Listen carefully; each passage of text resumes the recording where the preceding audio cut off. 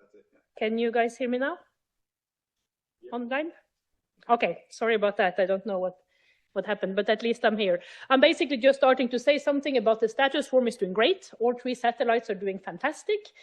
We just now extended mission through 2028. And then again, we will ask for another mission extension of all 3 spacecrafts, hopefully in the end of 2028. And then we reasonably will probably not have the lower pair after that next extension. But Swarm Bravo, for now, is in good health, have consumables, and we are looking into further extensions then of Bravo beyond the ordered pair.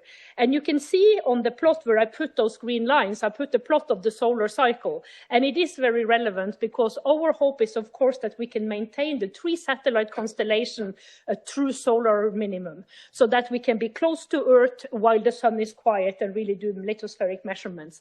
Luckily, the world have changed a bit since we started planning this. We have MSS-1 now that is contributing significantly to the measurements. We will hopefully soon have MSS-2 and also NanoMaxSat by the time we get to solar minimum. So Swarm is not alone anymore when we get to that point. But clearly the 3 satellites would be very useful to have together.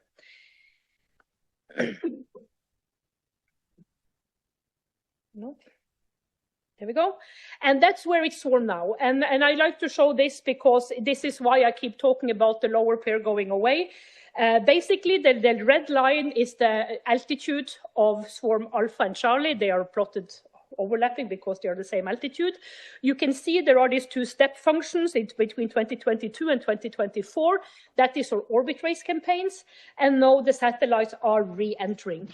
We do not have fuel on the lower pair to lift them again. So really the sun is driving the boat right now. So that's why I said we hope we still have them for solar min. It really depends on the evolution of the solar cycle. We have a few kilos left. We can do a little bit of adjustment, but we cannot really do a proper lift anymore of the lower pair. The green line, the upper line, it's Swarm Bravo. Also there we did 2 minor orbit race campaigns, and you can see it's sinking, but much slower. But on Bravo, we have plenty of fuel left. So we have in the works and in the plans to lift Bravo again, so we can maintain it in orbit for the foreseeable future. So we have no end date to Bravo right now. Alpha and Charlie are coming down, driven by the solar cycle. So we will, of course, keep an eye on that and then see where and when we get there.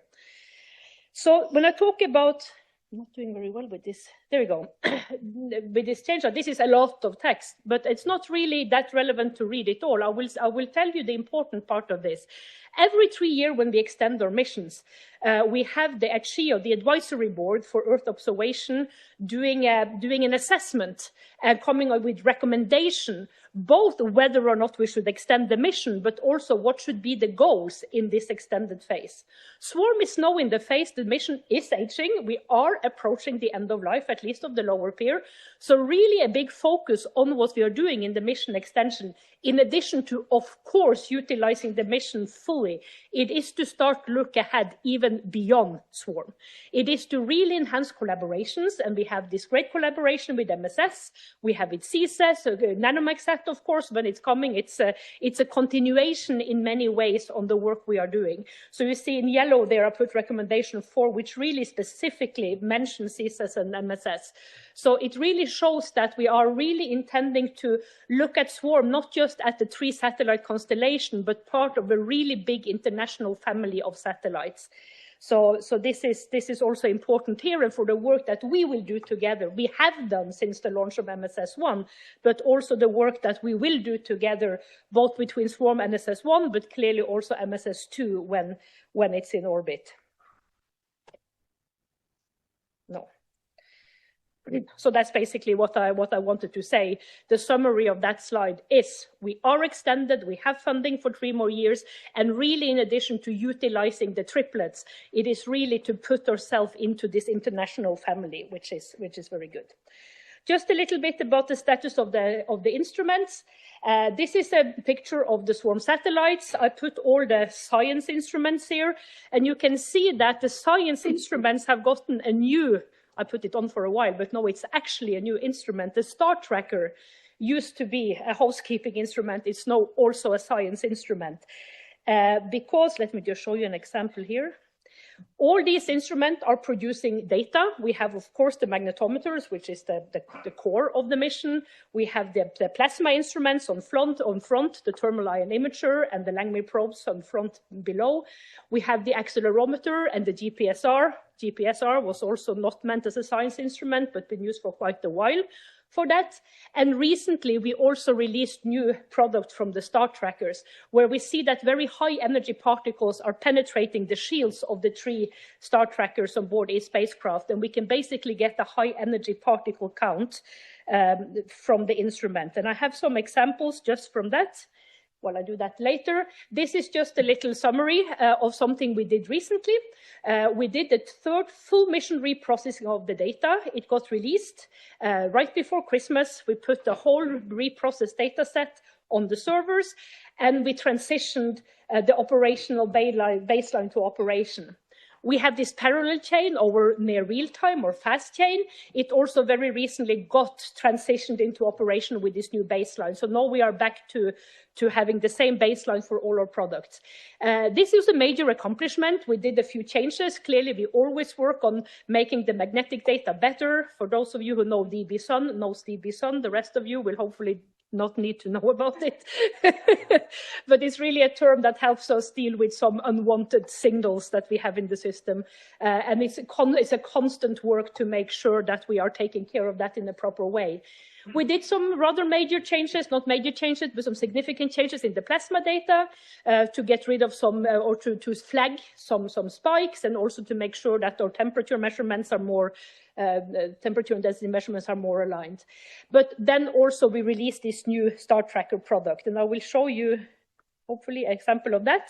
This is just a picture of a recent geomagnetic storm. It was in November. For those who are not space weather people, the plot, the second plot from the bottom, from the top, are showing the protons, the high energy particles coming from the sun. This storm, the line below, shows you the magnetic field of the solar wind. This was a major storm. It's not the biggest we have seen in terms of geomagnetism. I mean, it's huge, but the proton event was massive. We had a lot of very high energy proton being launched at us. I will manage. So this, Leda makes this after all our storms.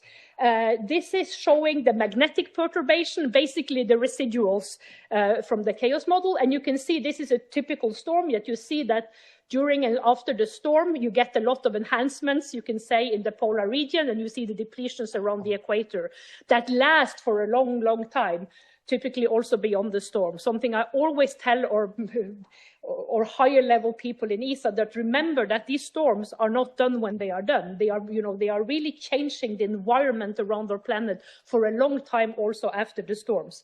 For this storm in particular with the protons, we are now seeing the new product, the high energy particle product released from the star trackers.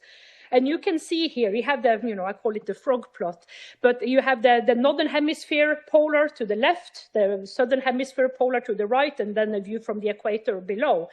And you can see the South Atlantic anomaly, which you expect, but just the massive increase of high energy particle at the poles are something that we didn't really expect to see it being this massive. So it really shows that for missions that have been around for a while, we can still develop and innovate and really do new things. And this is also by getting more magnetic missions in orbit, we can do a lot more things together and really enhance the work of ourselves and each other. So then it's a slide. This slide is outdated today, and I left it like that on purpose. This was a summary also that I wrote to our director after our meeting. It was a very, very nice and successful meeting in Macau last May. And it really shows that the collaboration that we do together is really stellar. It's really an example for collaboration between CNSA and ESA, and China and Europe. So I think this is really good, the fact that we actually work together as one community. It's not just that we have agreements and exchanging data. Data is available for all. All the data is available for all, from MSS and for Swarm. The teams are working together as one team.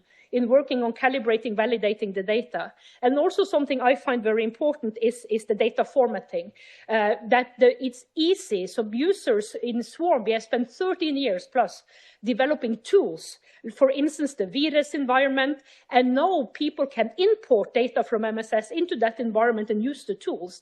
And we will be very happy also to enhance this collaboration and make everything available for all in an even more streamlined way. And the last point is we are planning this RAS meeting today, and clearly the planning is done, and it looks very successful to me so far.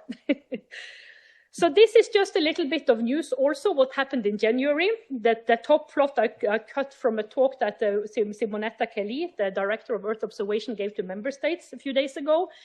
And basically there was a high-level meeting between ESA and CNSA on director level, where this is the first time in more than 10 years that the highest level of those two agencies got together. There has been meetings, of course, on the higher levels, but not at director level.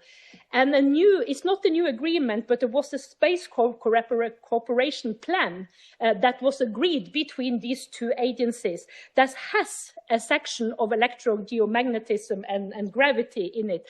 And this very specifically highlights the successful collaboration between Swarm and MSS and CSS, and are really wanting to enhance this collaboration further to also include the two satellites, meaning MSS2 and CSS2, that we should continue and grow the collaboration. And this is now anchored at the highest level in the two agencies. So I think this is a very good news for us and for the work I think we will do.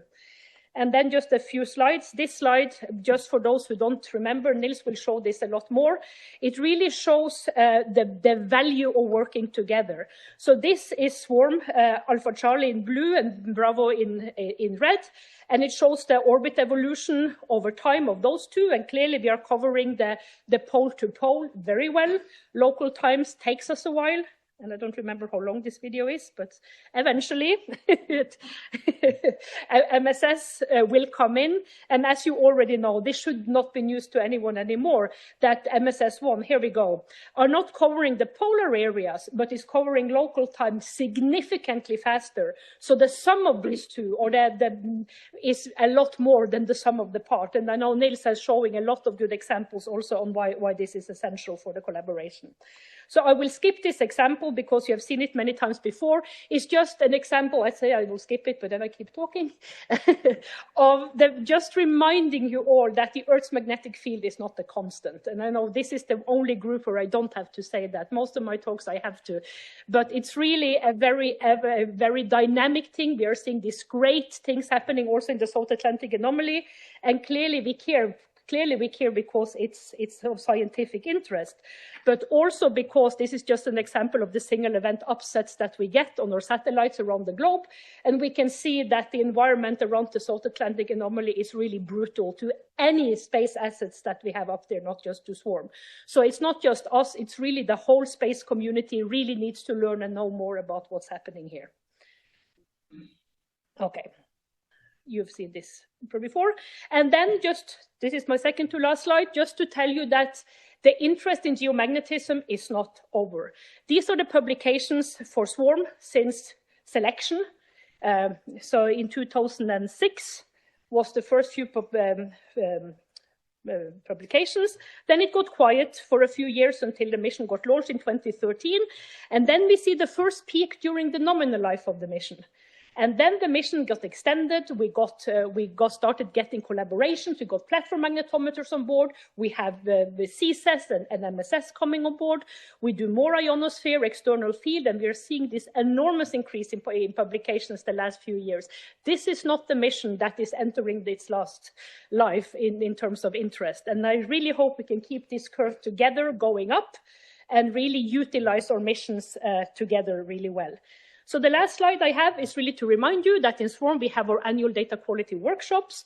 Since last year we have started a new tradition, and we are now joint workshops between Swarm and NanoMagSat. They are overlapping and also following one another. And clearly this is the place to discuss anything geomagnetic, I think, for the European, but also for our collaborative community. So I really hope I'll get to see many of you in Potsdam in October next year. And with that, I say thank you very much. Oh, this year.